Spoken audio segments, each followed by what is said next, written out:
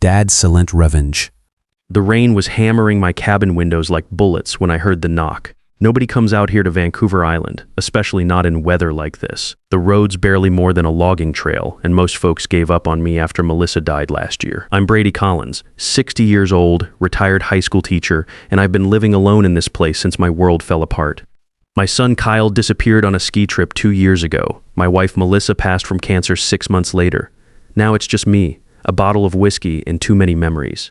But that knock changed everything. I opened the door and there stood Trevor, my younger brother. Hadn't seen him in 15 years, not since our big falling out over Dad's estate. He was soaked through, expensive coat dripping onto my porch, with a black Mercedes sitting in my driveway. "Brady," he said, same steady voice I remembered. "Get in the car. I know where Kyle is." My legs nearly gave out. "What did you just say? Your son Kyle? He's alive. And if we don't move fast, he might not stay that way." I should have slammed the door, should have called it the cruelest joke imaginable. But Trevor had always been a lot of things: arrogant, selfish, greedy, but never a liar. Not about something like this. "You've got 60 seconds to explain before I throw you off my property." He glanced back at the Mercedes. "I'll explain in the car. We need to go now, Brady. I've got proof and I've got a location, but I also know people are watching. Every minute we waste gives them time to move him, move him." My heart was pounding so hard I could barely think straight. "I've been working as a private investigator for 8 years. Trevor said quickly.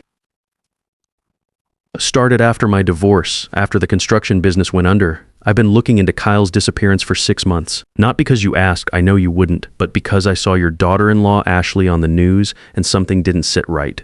Ashley, my son's wife.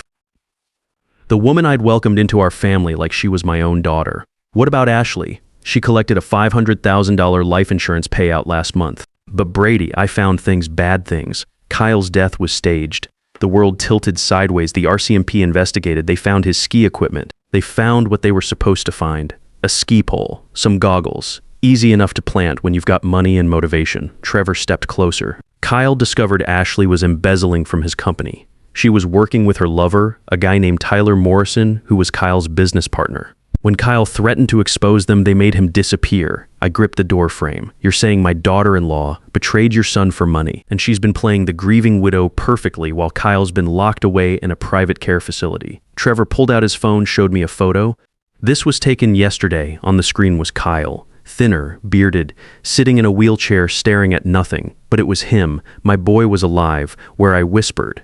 A facility outside Kelowna. Kyle's listed as David Foster, a brain injury patient with no family. Bills paid by a trust connected to Tyler Morrison. Trevor's jaw was tight. They've been keeping him drugged, Brady. Heavy sedatives to keep him docile and confused. I grabbed my coat without another word. The Mercedes was warm inside, leather seats, and the smell of expensive cologne. Trevor had done well for himself after our family business collapsed. We drove in silence for the first few minutes, windshield wipers working overtime against the downpour. Finally, I couldn't take it anymore. "Tell me everything." Trevor kept his eyes on the road, both hands gripping the wheel. "After the business went under, I hit rock bottom. Lost the house, lost my marriage, lost my self-respect. I was living in a crappy apartment in Surrey, working security jobs to make rent. Skip the life story. Get to Kyle, right? 6 months ago, I saw Ashley on TV at some charity event. She was giving this speech about grief and loss, looking every inch the tragic widow. The whole performance made me sick. But I remembered Tyler Morrison from years back. He'd tried to screw me on a construction contract. Dirty even then, rumors of kickbacks and bribes." Trevor reached into the center console, pulled out a thick manila envelope, and tossed it in my lap. "Open it." Inside were bank statements, printed emails, photographs, offshore accounts in the Cayman Islands, wire transfers from Kyle's company, MJT Technologies, to shell corporations in Panama. Dates going back 2 years, all before Kyle's disappearance. Tyler was embezzling through fake vendor contracts, Trevor explained. Ashley had access to the company accounts as Kyle's wife and as head of finance. They'd been skimming money for months before Kyle noticed the irregularities. I held up one of the emails. It was from Kyle's company address, dated 3 days before his disappearance. Subject line, "Financial audit required minus urgent discrepancies found." Kyle was going to expose them, I said, and they couldn't let that happen. But here's the thing about making someone disappear in the mountains. It's risky. Bodies have a way of turning up and questions get asked. So instead of killing him outright, they did something else. Trevor pulled up another photo on his phone. Kyle in what looked like a hospital room, staring blankly at the ceiling. His eyes were vacant, drugged, nothing like the sharp, intelligent man who'd built a successful tech company from nothing. They've been keeping him alive but heavily sedated. Trevor continued. The facility staff think he's a legitimate brain injury patient named David Foster. They're not part of the conspiracy, just doing their jobs. But the doctor managing his care, Dr. Wade Peterson, he's been ensuring Kyle never becomes lucid enough to remember who he is or try to escape. My hands were shaking as I stared at the photo. Those bastards. They destroyed my family for money. I know you want to kill them, Brady. I would too. But we're going to destroy them the right way, with evidence, prosecutors, and prison cells. Melissa wouldn't want you throwing your life away on revenge. The mention of my wife's name hit like a punch to the gut. Don't you dare talk about Melissa. You didn't even come to her funeral. I know, and I'll regret that for the rest of my life. Trevor's jaw tightened, but right now, I need you to focus. We're about 4 hours from Kelowna. I've been watching the facility for a week, learning routines, identifying weak points, visiting hours end at 8 p.m. There's a shift change at 9 p.m. That's our window. Our window to what? Just walk in and demand they release him? I've got fake credentials. We're David Foster's long-lost uncles, finally tracked down through DNA ancestry websites. I've got forged documents from the trust administrator authorizing the visit. The receptionist won't question it, and if Kyle doesn't recognize us, if he's too far gone, then we get him out anyway, and hope he recovers once we can provide proper medical care. But Brady, you need to prepare yourself. The man we're about to see might not be the son you remember. 2.5 years of what they've done to him, it leaves marks. I thought about the vibrant, successful man Kyle had been, the devoted father who'd light up whenever he talked about Nicole, the son who'd call me every Sunday just to check in. Now he was reduced to a drugged shell, trapped in some nightmare facility, while his wife collected insurance money and played the grieving widow.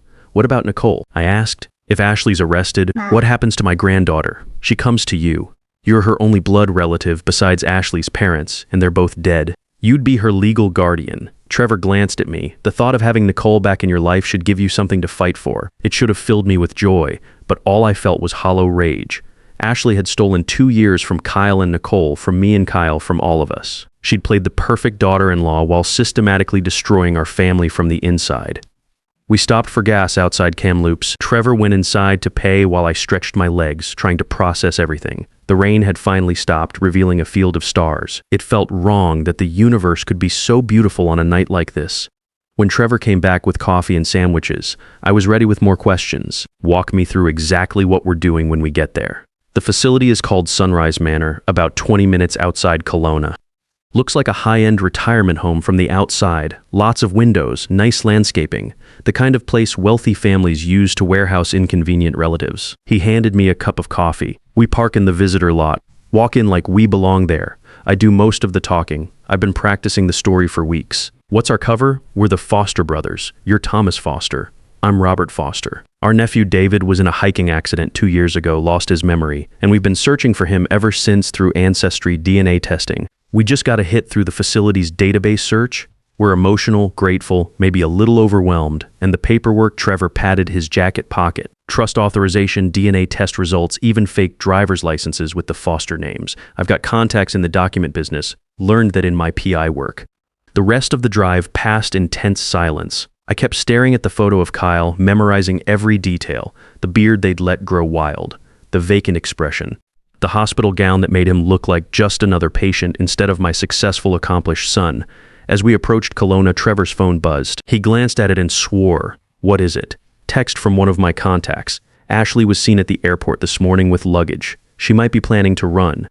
My blood ran cold. If she disappears, she won't get far. I've been feeding information to Detective Rachel Murphy with the RCMP for weeks. They're building a case, but they need Kyle's testimony to make it stick. That's why tonight is crucial. The facility appeared ahead of us, nestled in hills overlooking Okanagan Lake. It looked exactly as Trevor had described, more like a luxury hotel than a medical facility. Warm lights glowed in the windows, and the landscaping was immaculate, a place where money could buy silence and discretion. Trevor parked near the back of the visitor lot. Remember, we're Thomas and Robert Foster. We're here to visit our nephew David. We're hopeful but nervous. We want to help with his recovery, maybe even discuss taking him home if his condition permits. What if he recognizes me? What if he calls me Dad? Then we play it off as confusion. Brain injury patients often mix up faces and names. The staff will expect it. Trevor checked his watch. It's 7:45. Perfect timing. Ready. I took a deep breath, thinking about Melissa, about Kyle. About little Nicole who barely remembered her father. Let's go get my son. The lobby was all warm wood and soft lighting, designed to make families feel like they were checking a loved one into a spa instead of an institution. Classical music played softly from hidden speakers. A young woman behind the reception desk looked up as we approached, her professional smile faltering slightly when she saw our tense expressions. "Good evening," Trevor said, his voice perfectly calm. "We're here to see David Foster. I'm Robert Foster. This is my brother Thomas. We've traveled quite a distance." Trevor slid the forged documents across the reception desk with practiced ease. "We've been searching for David through ancestry DNA testing for months. When we finally got a match through the facility database, we knew we had to come right away." The receptionist, whose name tag read Jennifer, examined the paperwork carefully. She typed something into her computer, frowned slightly, then looked up with renewed warmth. "Of course, Mr. Foster. How wonderful that you found each other after all this time. David should still be in the common room, though I should mention visiting hours end in about 30 minutes. We understand completely," Trevor replied. "We're just so grateful for any time we can have with him. We've waited so long for this moment." She led us down a hallway that smelled of industrial cleaner and overcooked vegetables. Through open doorways, I glimpsed other residents, elderly people in wheelchairs, middle-aged men and women staring at television screens, the forgotten debris of lives interrupted by injury, illness, and family abandonment. Melissa had spent her final weeks in a place not unlike this. I'd hated every minute of it. "David is one of our quieter residents," Jennifer explained as we walked. "The head trauma affected his memory significantly. He doesn't remember much from before his accident, and he can get confused about people and places. Dr. Peterson says it's common with his type of injury." I wanted to grab her by the shoulders and tell her that David was my son Kyle, that there'd been no hiking accident, that everything she believed about him was a lie. Instead, I nodded sympathetically and kept walking. The common room was larger than I'd expected, filled with mismatched furniture and a large-screen TV playing some nature documentary about whales. Maybe a dozen residents were scattered around the space, some watching the screen, others lost in private worlds that no one else could access. And there, in a wheelchair positioned by the window overlooking the darkening lake, was Kyle. He was thinner than in Trevor's photograph, his face gaunt beneath a scraggly brown beard. He wore gray sweatpants and a faded blue t-shirt, with white hospital slippers on his feet. His hands lay motionless in his lap, and his eyes, his eyes were empty, staring at that nature documentary like it held the secrets of the universe, but seeing absolutely nothing. My chest felt like it was caving in. This broken shell was my vibrant, successful son who'd called me every Sunday, who'd built a company from nothing, who'd been the most devoted father I'd ever seen. Ashley and Tyler had done this to him. They'd stolen his mind, his identity, his very soul. Trevor approached first, pulling up a plastic chair beside the wheelchair. "David," he said softly, "my name is Robert. This is my brother Thomas. We're your uncles. We've been looking for you for a very long time." Kyle's eyes drifted slowly from the TV screen to Trevor's face, the movement sluggish like he was moving underwater. There was no recognition there, no spark of understanding, just a vague chemical placidity that made my stomach turn. "David," Trevor tried again, his voice gentle but insistent. "Do you remember us at all? We're family, I don't." Kyle's voice was thick, slurred by whatever cocktail of drugs they'd been pumping into him. "Don't remember anything from before here. The doctors say I had an accident, hit my head on rocks while hiking." He blinked slowly, struggling to focus. "Are you really my family?" I couldn't help myself. Despite every warning Trevor had given me, despite the need to maintain our cover, I knelt down beside Kyle's wheelchair and took his hand in mine. It was limp, unresponsive, but it was still my son's hand. "Kyle," I whispered, barely audible. "It's Dad. I'm here. I've been looking for you everywhere." For just a moment, maybe I imagined it. Maybe it was wishful thinking. Something flickered in his eyes. A ghost of recognition there, and gone so fast I might have dreamed it. His fingers twitched slightly in my grip, "Dad." The word came out as barely a breath. Then his face contorted with confusion and what looked like pain. "No, I don't. They said I don't have family. Dr. Peterson said nobody was looking for me. He said I was alone." "They lied to you, son," I said, tears streaming down my face now. "They've been lying to you for 2 years, but I'm going to get you out of here. I promise you that, Thomas." Trevor's voice was tight with warning. "Someone's coming." I looked up to see a man in a white coat striding across the common room toward us, his expression dark with suspicion. He was younger than I'd expected, maybe 45, with the kind of perfectly styled hair that screamed expensive salon and vanity. Everything about him looked polished, controlled, and utterly false. "I'm Dr. Peterson," he announced, not offering his hand. "I'm David's attending physician. I wasn't informed we had visitors this evening, especially not family members." "We have full authorization from the trust administrator," Trevor said, standing to face him. He pulled out his phone, showing Peterson something on the screen. "Jennifer at the front desk verified our credentials. We're David's uncles. We've been searching for him through genealogy databases. Did she now, Doctor?" Peterson's eyes moved between Trevor and me, calculating, measuring, looking for cracks in our story. "And you're claiming to be related to Mr. Foster, how exactly?" "We're his father's brothers," Trevor replied smoothly. "David's father was our older brother, Michael. He died in a car accident when David was young. We lost touch with David after that, but we never stopped looking." I watched Peterson's face carefully as Trevor spun the lie. There was something there, a flicker of nervousness, maybe even fear. This bastard knew exactly who Kyle was. He was part of it, had to be. "I see. And has the trust administrator also authorized you to discuss David's medical history?" Peterson's voice had an edge now, because from what I'm observing, you seem to be making rather specific claims about his condition and care that go well beyond a simple family reunion. I stood up slowly, positioning myself between Peterson and Kyle. "Our nephew has been missing from our lives for too long, Doctor. We just want to understand his condition and explore options for his care. Maybe even discuss the possibility of taking him home if his recovery permits." "Home?" Peterson's laugh was cold, artificial. "Mr. Foster suffered severe traumatic brain injury. He requires constant medical supervision and careful medication management. He's not a candidate for home care, I assure you." "What kind of medications?" I pressed. "What exactly are you treating him for?" Dr. Peterson's face flushed red. "That information is confidential. If you continue making these inappropriate inquiries, I'll have to ask security to escort you from the premises." "Go ahead," I said, my voice steady despite the rage building inside me. "Call security. Call the RCMP while you're at it. I'm sure they'd love to hear about your patient David Foster, who doesn't have a single medical record predating his admission here 2 years ago. No previous doctors, no emergency room visits, no medical history anywhere else in the country. Almost like he materialized out of thin air." Dr. Peterson took a step back, and I saw the exact moment he realized he was caught. His hand moved toward his pocket, toward his phone, probably to call Tyler or Ashley and warn them we were onto the scheme. Trevor was faster. He grabbed Peterson's wrist, twisted it behind his back with the efficiency of someone who dealt with plenty of uncooperative subjects during his PI career. "I wouldn't do that if I were you, Doc," Trevor said calmly. "See, I've been recording this entire conversation." He pulled out his phone with his free hand, showed Peterson the screen. "And I've already sent copies of all the evidence we've gathered, the bank statements, the emails, the photographs, everything, to Detective Rachel Murphy with the RCMP Major Crimes Unit."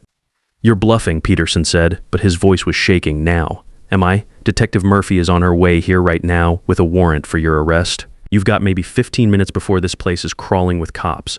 So here's what's going to happen." Trevor's grip tightened on the doctor's arm.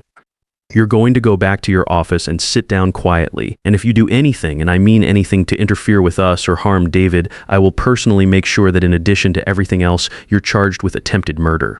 Are we clear?"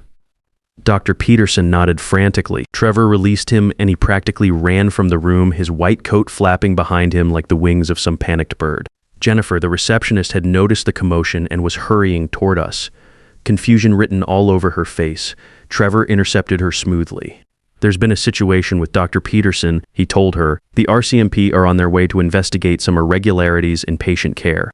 We need you to remain calm and make sure none of the residents are disturbed. Can you do that for us?" She nodded, wide-eyed, probably wondering what she'd gotten herself into by working at this place. "David is going home," I said, already moving Kyle's wheelchair toward the exit. "For the first time in 2 years, my son is going home." We made it to the parking lot before the full reality of what we'd just accomplished hit me. I stood there in the cool evening air, one hand on Kyle's wheelchair, and started shaking. We'd actually done it. We'd found him. We'd gotten him out. Kyle looked up at me, still confused but more alert now than he'd been inside. The fresh air seemed to be helping clear some of the pharmaceutical fog from his brain.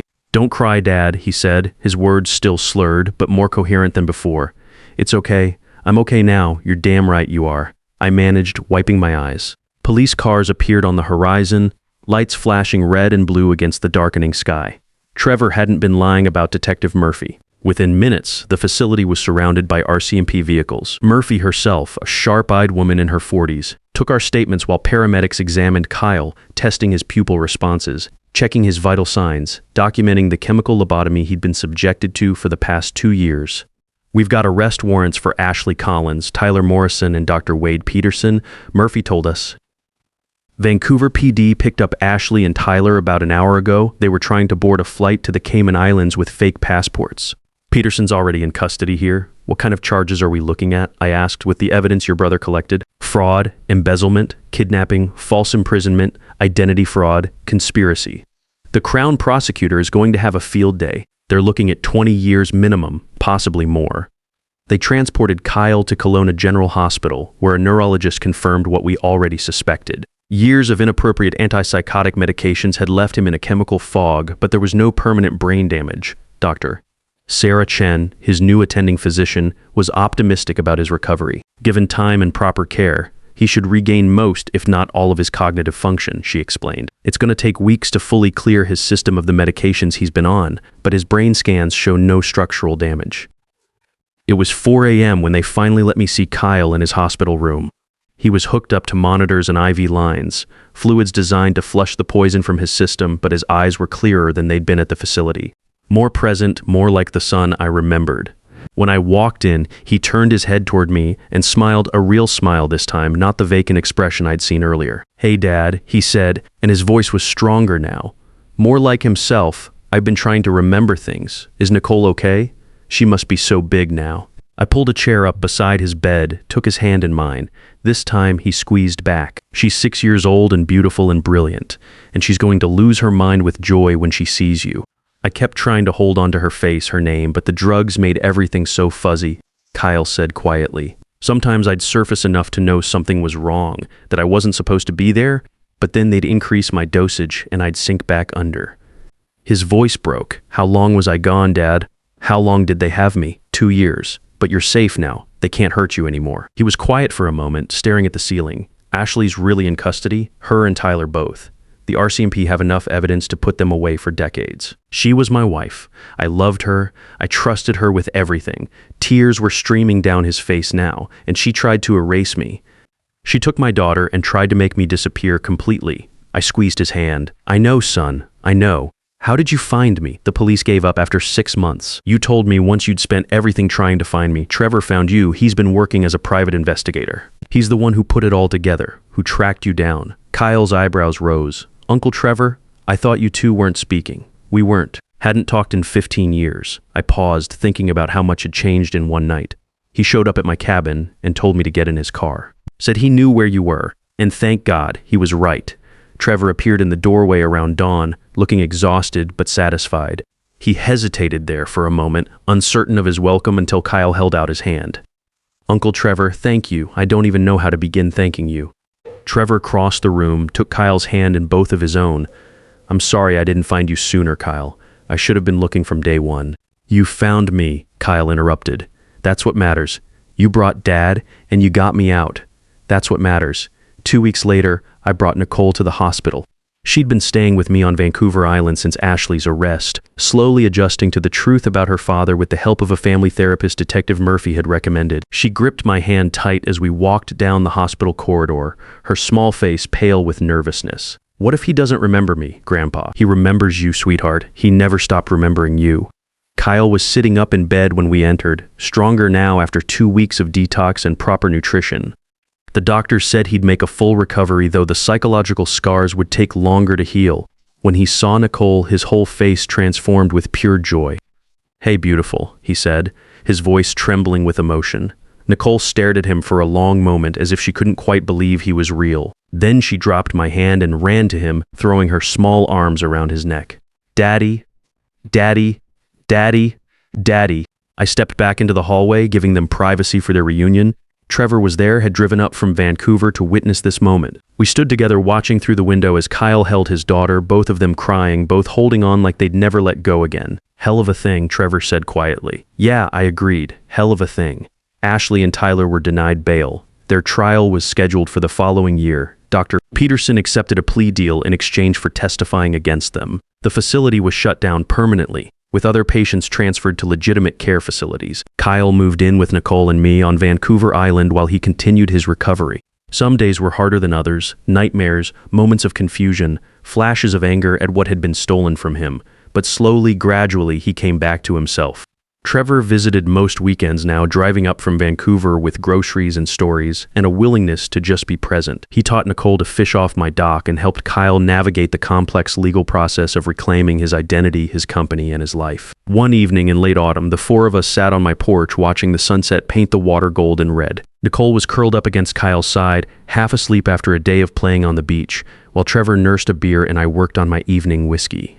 "I've been thinking about what I want to do next," Kyle said. "I spent 2 years having my life stolen from me. I don't want to waste another minute. I want to help others who've been wrongfully committed or whose families have hidden them away or who've just fallen through the cracks of the system. I've got contacts in the investigation world." Trevor offered people who specialize in missing persons wrongful commitments. "If you're serious about this, I could make some introductions. I'm serious. I've never been more serious about anything in my life."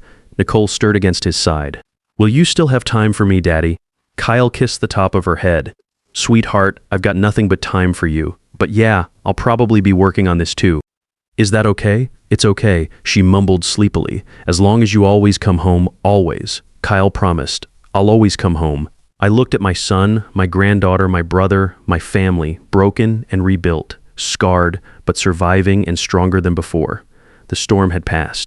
The nightmare was over, and for the first time in 2 years, I could see the future clearly again. It wasn't the ending I'd imagined when this all started, sitting alone in that cabin convinced I'd lost everything that mattered, but it was an ending that felt earned, real, true. Sometimes that's all you can ask for. Sometimes that's enough. Sometimes the people we trust most are the ones who can hurt us deepest. But family, real family, will never stop fighting to bring you home. Evil might steal years from your life, but love has a way of making every moment that comes after worth the wait.